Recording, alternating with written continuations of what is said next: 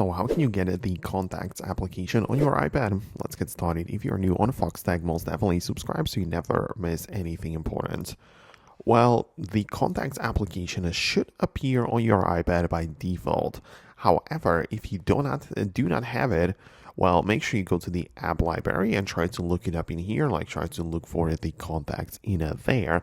But if you still don't see it, just go to the App Store and look at the contacts, or like literally type it into the search, and you should be able to download it, right? Like the official application from Apple, the contacts one, you'll be able to get it from the App Store in case you have deleted it or removed it from your iPad. So that's how you can retrieve it back.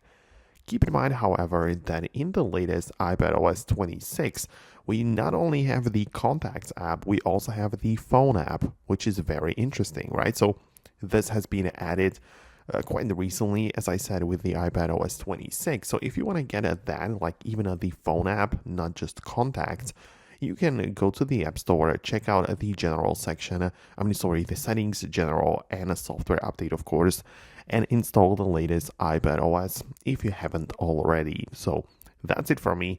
Let me know what you think about that below. Let me know if it worked out for you as well. Thanks a lot for watching, and I'll see you later in the next tutorials in the future.